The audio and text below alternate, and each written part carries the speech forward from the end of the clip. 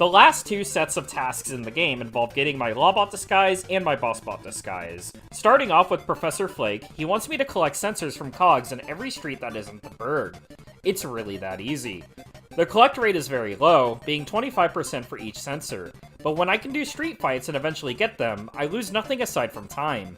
The only real annoying part is I had to constantly go between him, whatever street was needed, him again, then the HQ officer, then repeat. But at least the Toon HQ was right across the street, so I didn't have to teleport away. Once I got my sensor from Pajama Place, I fully completed my Lawbot disguise. Feels very anticlimactic, honestly. Regardless, I go to the final task line in the game with Shep Ahoy. He starts out very similarly to Flake, requiring just one of every Bossbot in the game from Flunky to Big Cheese. I get the first 6 on various streets, then a Corporate Raider from a 5-story, and the Big Cheese from another 5-story. Unfortunately, I have to defeat 8 V2.0 cogs now. This can't be done all at once, but one at a time instead. The only places I can find V2.0 cogs are in cog golf courses and the CEO boss fight. I can only access the former, so I need to figure out my overall plan. I gave it a few tries, but they resulted in failure from bad accuracy rolls. It wasn't too difficult to plan out the strategy, but I felt that I needed to give myself some insurance. With that in mind, I took a break from Shep Ahoy's tasks to focus on my VP solo instead. I eventually revisit the front 3 with a refreshed mind and game plan. I had done a rewardless run on TTR, so theoretically the plan should be the same here. Due to the knockback bug, though, I can't just swap to Organic Squirt and win every fight without thinking. Instead, I have to either brute force and take damage, or manipulate cog sets to force knockback on at least 3 of them. Since each run ended up being the same general strategy, I will just go over the first run I did. The front 3 starts out with a simple Stomp the Moles game. I stomp on all the red moles without issue and continue onward. Next is a maze game, which front 3 mazes are all incredibly easy. The wall ahead of me did not have vines, so I knew to go to the right instead of the left. The first fight begins. I talk to the V2.0 Big Cheese to guarantee it has knockback. I use my first birthday cake to take out its first form, then go for a piano which connects so I can save a turn in a cake. I then go for the middle Big Cheese with cake and the hose. By doing this, I can guarantee that the headhunter will have knockback, but at the time I doubted myself and went for a storm instead. A small blunder, but it didn't cause any problems as I kill the headhunter with hose and then kill the final cheese with 2 lured creams. The mini golf game is next. Just match the colors and take out the cog ball. This minigame will restock my gags, but it will randomly choose which track gets restocked. For whatever track does get picked, the game will choose the highest level that can be restocked.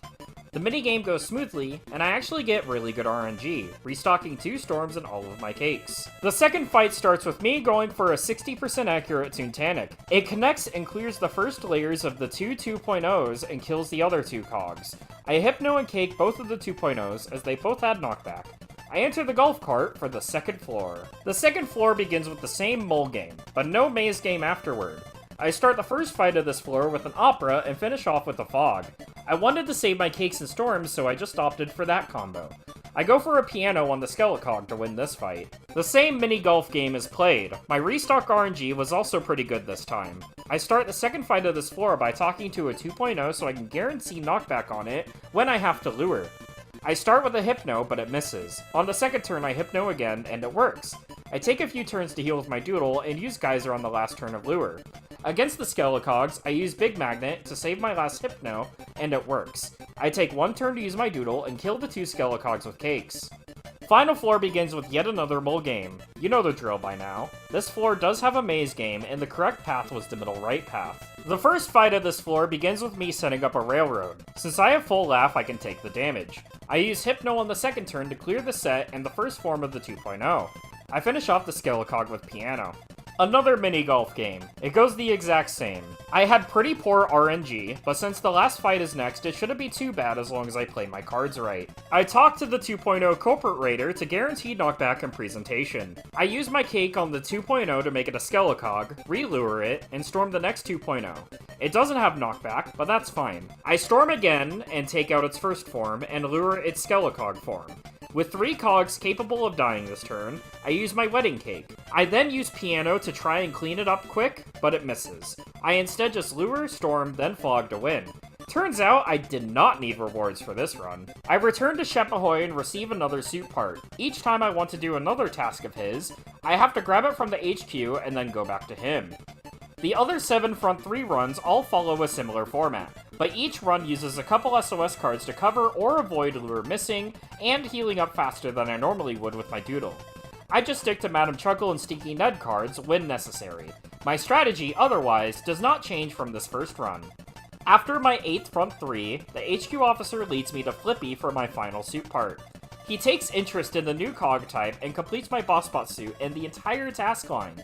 All that's left are 3 more boss fights.